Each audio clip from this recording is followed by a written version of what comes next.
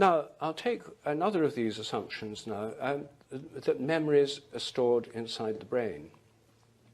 Now, this is something that not just scientists take for granted, but most people take for granted. If you just ask the average person you meet on the street, where are memories? They'd say, oh, in your head. It's just a standard assumption of our whole culture. It's where a scientific assumption has spread through the whole culture and is taken for granted. Now, where's the evidence that memories are in our head? Well, many people would say you don't need any evidence. It's obvious. They've got to be there. Where else could they be?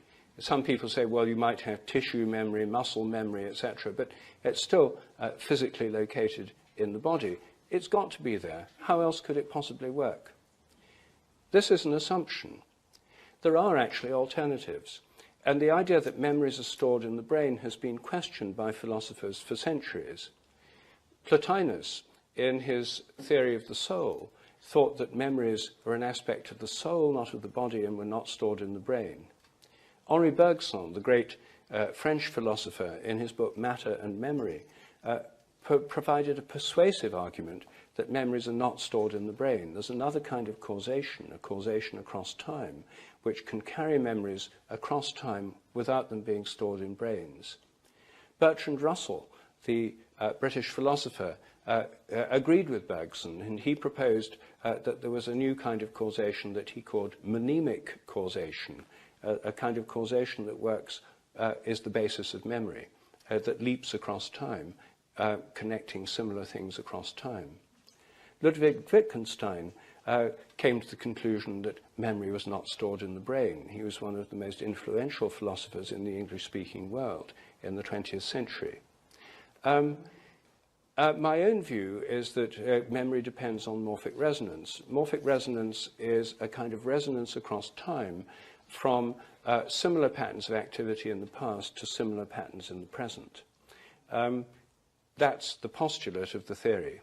It's a resonance theory of memory.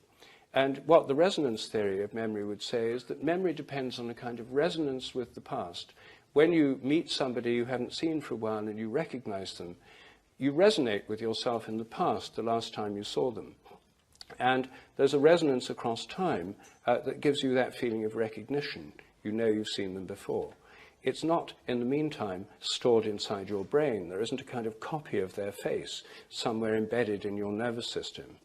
That memory may depend on the resonance process, not on physical storage inside the brain. Well, what about the evidence? For 100 years, people have been trying to find the putative memory traces inside brains. In the 1950s, there was a determined attempt to find these by Carl Lashley here in the United States, who trained rats and monkeys to learn a wide variety of tricks. Once they'd learned the trick, he cut out bits of their brain to find out where the memories were stored. And to his surprise, he found that he could cut out large amounts of the brain. It didn't matter which amount, right, left, front, back, upper, lower. He could cut out large chunks of the brain without destroying the memory. Of course, if you remove the whole brain, the animal couldn't behave anymore, so you couldn't detect what was going on in terms of memory. But you could cut out large amounts of the brain, and these animals, after they recovered from the operation, could still remember. He came to the conclusion that memory seemed to be both everywhere and nowhere in particular. It couldn't be localized. His student, Karl Pribram, took this idea further with his idea of the holographic storage of memories, that they're stored like a hologram over large regions of the brain. Since then, there have been further determined efforts to find memories, either in modified nerve endings, in phosphorylated proteins, or in other molecular mechanisms. Over and over again, they've drawn a blank. We know that when memories are laid down, there's activity in certain regions of the brain, particularly the hippocampus. And when the memories are retrieved, there's activity in the brain that can be detected by brain scans. But in between, they just seem to disappear. Now, does this make people think, are they really there? No. They just say, we haven't found out where they are yet. We need a few billion more dollars, and we'll have another determined attempt to find them. But you see, there may be a very simple reason for this repeated failure. After billions and billions and billions of dollars have been spent, millions of man-hours expended on this quest, the reason that they can't find them may be very simple. They may not be there. it may be rather like coming to your house and trying to find what programs you watched last night on television. Did you watch Obama's acceptance speech? Can I find out by analyzing the transistors and wires in your TV set? No, I can't, because it doesn't leave a trace in the TV set. That's not how TV works. It tunes in. It doesn't store. It's not a video recorder. It's a receiver. I think our brains are much more like receivers than recording devices. And of course, if you damage a receiver, you can damage the ability to retrieve memory. If I came and damaged the sound circuit of your TV set, I could make your TV set aphasic. It wouldn't speak. But that wouldn't prove that all the sounds that come out of the TV set are originating inside that bit of the TV set or that they're stored there. Similarly, brain damage through injuries, stroke, or degenerative diseases like Alzheimer's doesn't prove, if the memory is lost, that the memory is stored in the damaged or decaying tissue. It merely shows that this is affecting the ability to retrieve the memory.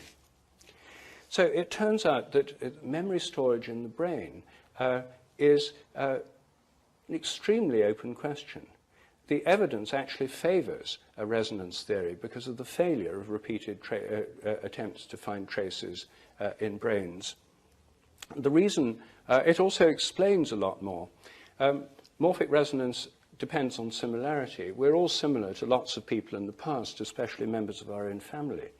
And it would explain what Jung called the collective unconscious, a collective memory on which we all draw.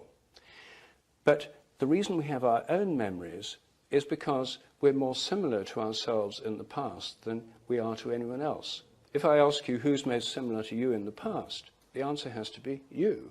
You're more similar to yourself 10 years ago, 20 years ago, a day ago, than you are to anyone else. And that's why you have your own memories and not other people's. From this point of view, individual memory and collective memory are different in degree, not in kind. Whereas the conventional theory would say collective memory doesn't really exist, or it's just a cultural inheritance that is not at all what Jung was saying. It's, and individual memory is stored somewhere in the brain in as yet unidentified brain traces. So I think the resonance theory explains the facts better. So this is an open question. I'm not saying I'm definitely right about this, and so is Bergson, Bertrand Russell, and Ludwig Wittgenstein, and Plotinus. I'm saying that there's a long tradition of thought of looking at memory in a different way, and the evidence favors this alternative way as opposed to the trace theory. And yet 100% of research on memory, paid for by NIH and other funding bodies to the tune of billions of dollars a year, is based on the unquestioned assumption it's got to be in the brain. There's no other alternative that you can discuss within that framework of thought.